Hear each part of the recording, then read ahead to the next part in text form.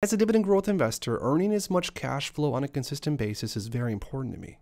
And what a lot of investors don't realize is that they're leaving a ton of money and opportunity on the table by not utilizing a covered call strategy and leveraging the shares they already own in their portfolio and earn more and more cash on a weekly, monthly, and yearly basis. Now in this video, we're going to go through exactly what a covered call is, and I'm going to go through and show you step by step on how to sell a covered call right here on the Robinhood brokerage. Now, if you're an investor looking to earn extra money off the shares you already have in your portfolio, make sure to stick around until the end of the video and like and subscribe for more content like this. So first of all, let's go over some of the basics. What is a call option? A call option is an option contract giving the owner the right but not the obligation to buy a specified amount of an underlying security at a specified price within a specified time frame. The specified price is known as the strike price, and the time frame is known as the expiration date. Now, when you buy a call option, you pay a fee to the seller, which is called the premium. When you sell a call option, you get paid the premium. Now, when it comes to selling covered calls, or if you're talking about options within the stock market in general, you're always going to be talking about 100 shares per lot. So it's very important to know that if you want to sell covered calls, you are going to need to own 100 shares of whatever stock or ETF you want to sell the covered call on. So simply put, one option will be 100 shares. Two options will be 200 shares, and so on and so forth. Now, right here on the Robinhood platform, you can type in any stock or any ETF and come right over here and say trade Apple options. Now, when you want to sell covered calls, you always want to go in the sell tab and of course the call tab. Then right here, this drop down, these are all the different expiration dates. And as of the film in this video, we have August 18th with a 4-day away expiration date. And again, this is how long it's going to be until this option contract expires between the buyer and the seller. There's going to be different expiration dates depending on what you're trading. For a stock like Apple, for example, there's going to be many different expiration dates, and they're going to span very, very far away. The furthest out expiration date for Apple currently is December 19th, 2025, which is 858 days away. Now, generally speaking, the further out the expiration date is, the more expensive the call option is going to be. And simply put, the further out the expiration date, the buyer of the call option is going to have to pay up and pay the seller of the call more and more money if they want the expiration date to be very, very far away. So now that you know what the buy and sell tabs are for the call options and you understand the expiration dates, at least to a degree, this right here, what I'm scrolling through, is the option chain. Now, the option chain is going to have multiple different strike prices. And the strike price of an option is a fixed price at which the owner of the option can buy or sell the underlying security at. So when you're selling a covered call, you're going to want to have to come up with a strike price that you're comfortable with. Now, with covered calls, the further away the strike price is from the actual share price. With this right here, Apple's at 179.46 as of film in this video. The strike price of 180 is going to cost $1.35, or because we're talking in lots of 100, $135. The strike price of 182.50 is going to cost much, much less because it's much further up, and it's much less likely that Apple's going to achieve that within this given expiration date. So again, generally speaking, the further away the strike price is, north of the share price, the cheaper the option contract is going to be, because again, it has a less likelihood of actually reaching the strike price on or before the expiration date. So the next thing I'm going to explain is exactly how you earn money from selling covered calls and how it works. Going through a brand new stock just to show you how similar it is. If we were to sell a covered call in NVIDIA, let's say, you would go to NVIDIA again, go to trade options, go to sell, go to call, and then let's say that we want to choose an expiration date that's just around a month away, September 15th, which is 32 days away. Now, NVIDIA currently is trading at $439.50. That's the share price. Now, once again, to be able to sell a covered call of NVIDIA, you would have to own 100 shares of NVIDIA. And keep in mind, you can do this with pretty much any stock or any ETF that you currently own 100 shares of. It doesn't need to be Apple. It does not need to be NVIDIA. I'm just using these two as an example because they have lots and lots of different options within here. So now let's say you own 100 shares in NVIDIA. And let's just say as a side note that your average cost for NVIDIA for the 100 shares that you own is $440. So now if you were looking to sell a covered call and earn a boatload of premium, this is exactly what you would do. You've already picked your expiration date, which is around a month from now. So again, remember, with this contract, you're giving the buyer of the call option an option to basically rent out your shares and use your shares on or before this expiration date. But within the contract, you have to agree with the buyer on a set price. So let's say that I'm okay with getting rid of my NVIDIA shares for $450 per share. Keep in mind, we just said a second ago, we bought our NVIDIA shares for $440 per share. So if NVIDIA was to pass $450 on or before the expiration date, which is in 32 days.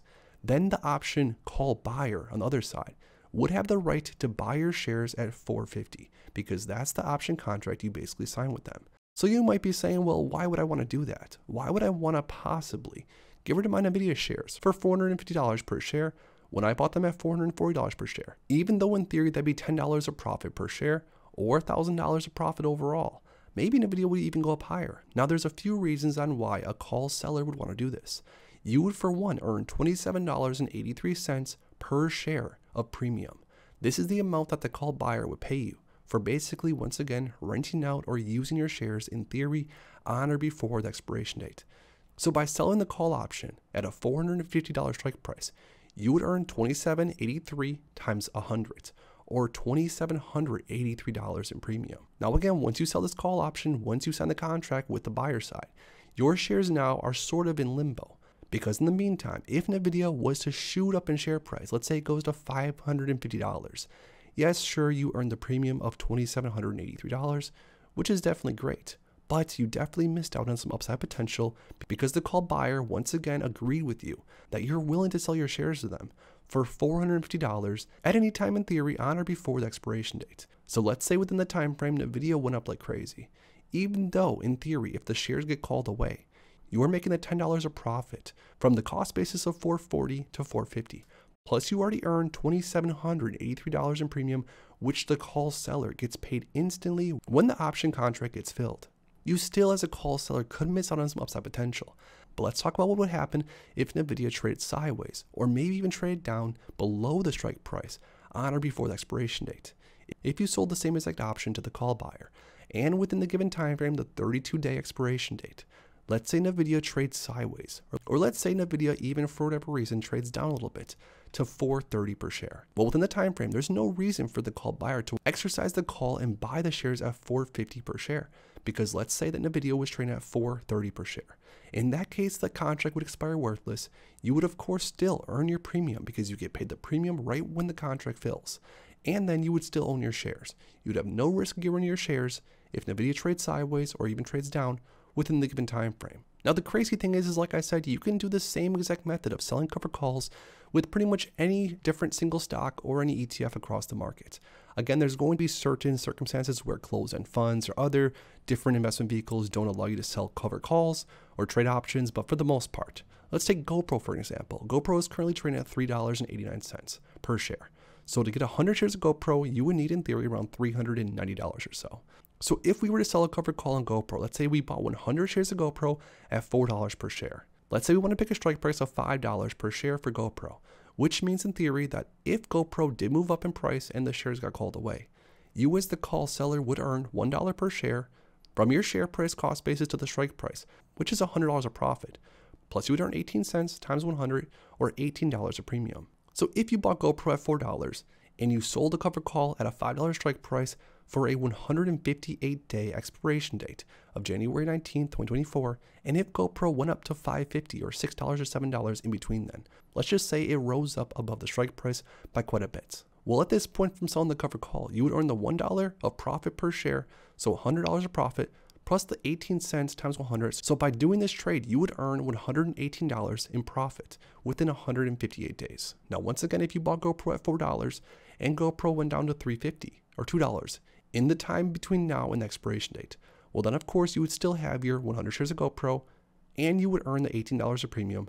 The option would expire worthless at expiration date and you'd be back to pretty much square one. So now let's go over one of my actual examples of what I utilize as a dividend growth investor quite often in the market. So Realty Income is one of my favorite dividend growth stocks, and I've been buying shares of Realty Income for years now. I currently own thousands of shares of Realty Income across my multiple portfolios. And even though Realty Income is paying around a 5% dividend yield to me, I earn a lot more than just that every single year by utilizing the strategy of selling covered calls. So what I do quite often is buy 100 shares of Realty Income when it's down in the red. So just as of recently, I bought 100 shares of Realty Income for around $58 per share. As I go to sell, I go to call, I pick the furthest out expiration date, which is January 17th, 2025, or 522 days from now. So next I pick the strike price. And remember, the strike price that's further away from the share price is going to become less and less expensive. So what I normally do is I sell a covered call one strike price away from the share price. So if you were to sell right now a covered call for Realty Income at a $60 strike price, which means, of course, again, that you're willing to sell your shares to the call buyer on or before the expiration date of January 17th, 2025. And again, you can pick whatever expiration date you want. But for me personally, I always pick a pretty far out one for this strategy. Now, for doing so, I'm earning a potential $2 per share profit if I bought Realty Income at $58 per share, and I'm willing to sell it for $60 per share. So the potential profit from that alone is $200 of profit. But don't forget about the premium. Because I'm the call option seller, I'm also earning around $435 of premium from the call buyer. So the instant amount of cash I receive from doing this is $435 because it's $4.35, of course, times 100 because options are always in lots of 100. So the idea with this specific play is that I'm looking to hold on to Realty Income long term, and I'm looking to get paid out the monthly dividend consistently. Realty Income pays out a nice monthly dividend, again, around a 5% yield per year. But by supercharging this play with the $435 of extra cash infused, I'm earning around an 8 to 12% yield on my money every single year, with again some upside potential because again, the strike price is above where my share price is at. So there we have it, a quick beginner guide on selling covered calls and some of the basic information you're going to need to get started right away. If you enjoyed this type of video and you want to see more videos like this and want to see me go deeper and deeper into some of my really more advanced strategies when it comes to option trading in general, make sure to please comment yes down below and subscribe for more content like this. Thanks as always for stopping by, and if you are interested in investing, make sure to check out these recent videos I posted right here.